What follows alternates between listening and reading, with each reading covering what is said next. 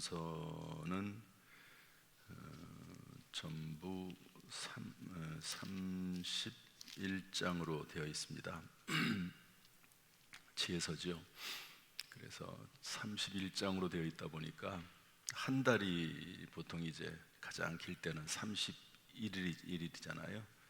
그래서 매일 한 장씩, 매달 한 장씩. 그러니까 1일에는 1장, 2일에는 2장. 2월 달은 29일밖에 없으니까 29장, 30장, 31장, 3장 이렇게 읽어서 매달 한 번씩 읽어야 될 말씀이 잠언서이기도 합니다. 10장까지는요, 19장까지는 이 잠언의 중요성, 지혜의 중요성, 지혜의 초청. 그러니까 9장까지 보면 지혜가 너희를 부른다. 지혜의 초청에 응답을 해라. 그 다음에 또 이런 말도 있습니다. 미련이 너희를 부르는 것도 있습니다. 그러니까 이 세상은 지혜가 부르기도 하고 미련이 부르기도 합니다. 어떤 사람은 지혜로운 길로 가기도 하고 어떤 사람은 미련한 길로 갑니다. 지혜로운 길을 가는 사람은 생명을 얻고 미련한 길로 가는 사람은 파멸된다. 그래서 지혜의 초청에 응해라 이런 말인데요. 9장은 7장부터 이어진 음녀와 지혜에 대한 이야기 절정 마무리입니다. 음녀라고 하는 것은 말 그대로 하면 창녀, 음란한 여인. 그래서 말로 흐리는 이방 여인이다. 간교한 여인이다. 부끄러움을 모르는 얼굴을 가지고 있다. 유혹한다. 남편은 집을 떠나 있다. 그러면서 남자를 유혹하는 음란한 여인으로 되어 있지만은요, 그러나 그 의미는 요한계시록에 보면 17장에 보면 큰 바벨론, 가증한 것들의 어미 이렇게 되어 있습니다. 그러니까 이중성이 있는 거죠. 여기서 말하는 음녀라고 하는 것은 이중성이 있습니다. 실제로 남자나 여자를 유혹하는 여자 또는 남자, 이것을 음녀라고 표현할 수 있고, 또 하나는 그냥 우리를 넘어뜨리고 우리를 유혹하고 미혹하는 이 세상, 또는 그 이 세상을 지배하고 있는 악한 영, 이런 것들을 의미한다고 볼 수가 있습니다. 그러니까 요셉이 그 주인의 아내가 유혹하잖아요. 이것을 보면 이제 그 여인 자체가 음녀입니다. 요셉을 유혹하는 거죠. 그러나 그 뒤에서 이런 것을 조장하는 악한 영 사탄 마귀, 또는 그런 시대적인 상황이나 문화, 세상, 이런 것들도 음녀에 속한다고 볼 수가 있는 거죠. 이런 이중성을 가지고 있습니다. 끊임없이 우리를 실제로 유혹하는 세력이 있고, 악한 영이 우리를 유혹하고, 이 세상 자체가 우리를 넘어뜨리려고 한다 하는 것을 말씀하고 있는데요. 이렇게 계속해서 우리를 부른다는 겁니다. 이런 음녀가. 그러나 지혜를 얻어야 된다 이렇게 되어 있는데요. 지혜도 이중성이 있습니다. 말 그대로 지혜죠. 이런 것에서 벗어날 수 있는 지혜. 그런데 어제 했던 말씀 중에 잠언서 8장 22절부터 35절 말씀 보면 사실 이 말씀이 상당히 중요하거든요. 한번 보겠습니다. 이 말씀을 시간이 지나긴 해도 이 말씀은 좀 봐야 될 것 같아서 8장 22절부터 35절 22절 말씀만 보면요, 다 같이 읽어보겠습니다. 시작. 여호와께서 그 조화의 시작 곧 태초에 일하시기 전에 나를 가지셨으며 만세전부터 태초부터 땅이 생기기 전부터 내가 세움을 받았나니. 그래서 여기 24절 내가 이미 났고 내가 이미 거기 있었고 이런 말이 나오거든요. 이게 뭘까요? 태초부터 있었던 말씀. 요한복음 1장 1절에 딱 나옵니다. 태초에 말씀이 계시니라. 이 말씀이 하나님과 함께 계셨으니 이 말씀은 하나님이시라. 말씀 육신 되어 우리 가운데 거하시며 우리가 그 영광을 보니 아버지의 독생자 영광이 은혜와 진리가 충만하더라. 여기서 말하는 지혜, 능력은 예수 그리스도를 의미합니다. 다시 말해서 예수 그리스도의 말씀 안에, 예수 그리스도 안에 참된 지혜와 능력이 있다. 이렇게 신약의 의미로 해석을 해볼 수가 있습니다. 그래서 이 잠언서는요, 단순한 지혜서를 뛰어넘어서 이런 세상 유혹에 대한 이야기, 또 예수 그리스도에 대한 이야기, 말씀으로 연결되는 아주 중요한 말씀입니다. 이 잠언서를 그래서 매일 한 장씩 읽어야 된다. 제가 요즘은 잘 그렇게 안 하는데 이전에 하루에 5장씩을 잠언서를 읽었습니다. 하루에 계속해서. 그래서 이 말씀 속에 지혜가 생긴다는 거죠. 10장부터는 이제 구체적으로 잠언이 시작이 됩니다. 잠언이 뭐라고 그랬죠? 사람이 살아가는데 교훈이 되는 짧은 말. 이제부터는 계속 교훈들이 짧게 계속 나옵니다. 어떤 때는 한 구절이 교훈이 되기도 하고 한 서너 구절이 모아서 교훈이 되기도 하고, 10장부터는 그렇게 31장까지 계속해서 이제 교훈들이 짧게 나오거든요. 이게 실질적인 잠언, 교훈이라고 볼 수가 있습니다.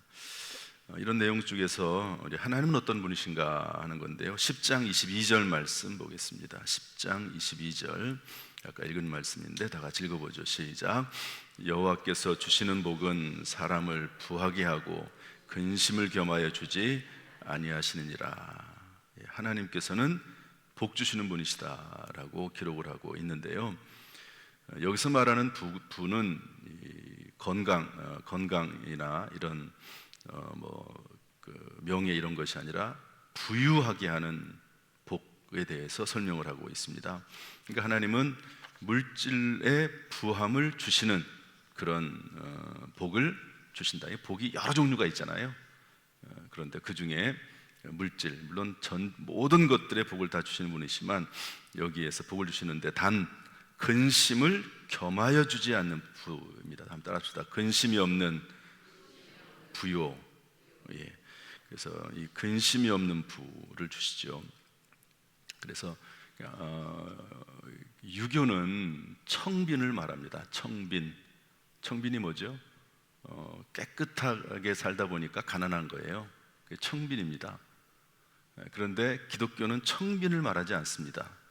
청부를 말합니다. 깨끗하게 살아도 부자가 될 수 있다는 거죠. 하나님의 도우심으로. 대표적인 사람이 이삭과 같은 사람이고 아브라함 같은 사람이 그렇습니다. 청부를 말하지 청빈을 말하지 않습니다. 오늘도 성경에 보면, 여기 보면 하나님께서 물질의 복을 주시는데 그것은 근심을 겸하여 주지 않는 그런 복. 그래서 사랑의 교회 오정현 목사님 이렇게 얘기했습니다. 자수성가가 아니라 신수성가라는 말을 했습니다. 내가 내 손으로 돈을 버는 게 아니라, 사람이 노력은 하지요. 그러나 하나님의 도우심으로 부자가 되는 그런 경우도 있음을 얘기하고 있는 것이죠. 하나님께서 우리에게 필요하실 때 정말 필요한 재물도 주시기를 주님의 이름으로 축복합니다. 그래야지 우리가 사는데 평안하지 않겠습니까? 물질에 구애받지 않고 또 선교와 구제할 수 있지 않겠습니까? 어제 날씨가 워낙 더운데요, 베트남에서 온 노동자 한 사람이 죽었습니다.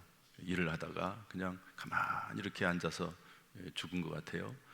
외국에서 돈을 벌러 와서 일을 하다가 그냥 더운데도 불구하고 열심히 일을 하다가 아마 지쳐 죽었겠죠.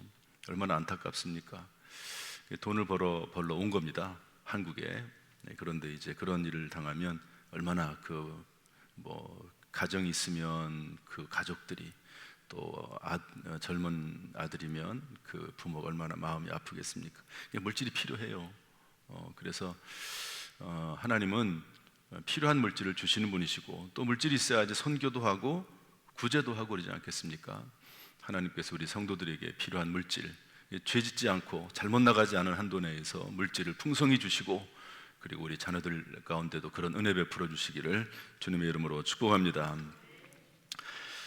이 잠언서는요, 내용이 정말 많습니다. 한 구절 한 구절이 다 중요한 말씀들이기 때문에 내용이 너무 많아요. 다 얘기할 수 없지만 오늘 교훈 중에 우리 9장 7절부터 9절 말씀 보겠습니다. 9장 7절부터 9절 말씀 다 같이 읽어볼까요? 시작. 거만한 자를 징계하는 자는 도리어 능욕을 받고 악인을 책망하는 자는 도리어 흠을 잡히느니라. 거만한 자를 책망하지 말라. 그가 너를 미워할까 두려우니라. 지혜 있는 자를 책망하라. 그가 너를 사랑하리라. 지혜 있는 자에게 교훈을 더하라. 그가 더욱 지혜로워질 것이요 의로운 사람을 가르치라. 그의 학식이 더하리라. 제가 길게 설명할 시간이 없어서 거만한 자를 책망하지 말라는 거예요. 왜냐하면 그것을 짓밟기 때문에 그렇습니다. 도리어 능욕하고 흠을 잡아서 미워한답니다. 내가 저 사람 사랑하는 마음으로 저 사람에게 징계를 하고 또 저 사람을 책망하는데요, 그 받아들이지 않고 오히려 나를 미워한다는 겁니다. 책망하지 말아라. 그럼 거만한 자는 어떻게 되느냐? 본문은 없지만요, 잠언서 19장 25절부터 29절 보면 때리라고 되어 있습니다. 거만한 자는 때리라, 채찍을 대라, 이렇게 되어 있습니다. 따라서 이럴 능력이나 이런 파워나 이런 시스템이 없으면 거만한 자를 함부로 책망하거나 그 사람에 대해서 함부로 해서는 안 됩니다. 예수님께서 마태복음 7장 6절 말씀 보면 심지어 이런 말씀도 있습니다. 거룩한 것을 계획해 주지 말며 너희 진주를 돼지 앞에 던지지 말라. 그들이 그것을 발로 밟고 돌이켜 너희를 찢어 상하게 할까 염려하라. 그래서 봐서 이 사람이 받아들일 만한 사람이면 얘기하지만 오히려 나를 해하고 미워할 것 같으면요, 그 사람에게 얘기하는 것 지혜로운 것 아니다, 이렇게 성경은 이야기하고 있습니다. 자녀들까지도 사실은 우리가 함부로 징계할 수 없잖아요. 오히려 자녀들에게 잘못했다가 자녀들하고 완전히 멀어지는 경우도 있습니다. 아무튼 이 부분에 있어서 그 선을 어떻게 지키느냐, 내가 말을 해야 될 또는 징계를 해야 될 그 선을 어떻게 가지느냐, 이 상당히 지혜가 필요한 부분이다 하는 것을 말씀해 주고 있습니다. 여기 할 얘기가 많지만 일단 지나가고요. 그 다음에 10장 전체는 언어에 대한 이야기입니다. 언어. 한번 여러분 10장을 한번 쭉 읽어보십시오. 여기 보면 말이라고 하는 단어가 엄청 많이 나옵니다. 그리고 잠언서 전체에 언어에 관련된 단어가 100번 이상 나옵니다. 잠언 31장에 100번 이상 나오거든요. 엄청나게 언어에 대한, 지혜에 대한 부분은 철저히 언어와 연결되어 있습니다. 언어, 말과 연결되어 있습니다. 말을 어떻게 하느냐를 보면 그 사람이 지혜가 있는지 없는지를 알 수 있다는 거예요. 언어. 여기 다 얘기할 수는 없고요. 한번 여러분 계속 잠언서는 계속 읽어야 됩니다. 그 수밖에 없어요. 말하지 말라는 거예요. 한마디로 말을 해서 말을 하지 말아라. 일단은 성경 말씀을 좀 보겠습니다. 10장 19절 말씀인데 다 같이 읽어보겠습니다. 10장 19절 시작. 말이 많으면 허물을 면하기 어려우나 그 입술을 제어하는 자는 지혜가 있느니라. 말을 제어하라는 거예요. 그런데 말을 또 하려는 겁니다. 10장 21절 말씀 읽어보겠습니다. 의인의 입술은 여러 사람을 교육하나 미련한 자는 지식이 없어 죽느니라. 31절 의인의 입은 지혜를 내어도 패역한 혀는 배임을 당하느니라. 의인의 입술은 기쁘게 할 것을 알거는 악인의 입은 폐역을 말하느니라. 말을 하지 말라는 거예요. 그런데 말을 또 하라는 겁니다. 잠언서를 잘 읽다 보면 해야 될 말이 있고 해서는 안 될 말이 있습니다. 그런 것들을 잘 가리는 것이 지혜라고 성경은 말씀을 하고 있습니다. 말로 사람이 죽기도 하고 말로 살기도 한다. 그러므로 말을 할 말은 해야 되고 하지 못할 말은, 해서는 안 될 말은 하지 말아야 된다. 이게 지혜라고 가르치고 있습니다. 그 다음에 우리 11장을 짧게라도 좀 넘어가 11장 15절 말씀 보도록 하겠습니다. 11장 15절 말씀 다 같이 읽어보죠. 시작. 타인을 위하여 보증이 되는 자는 손해를 당하여도 보증이 되기를 싫어하는 자는 평안하니라. 보증 서지 말라는 거예요. 여러분이 성경에서 계속해서 하는 말씀은 뭐냐면 절대로 보증 서지 말아라. 이 성경이 계속해서 말하는 겁니다. 보증 서지 말아라. 그런데 성경에 이런 말씀이 있습니다. 구워주라고 되어 있습니다.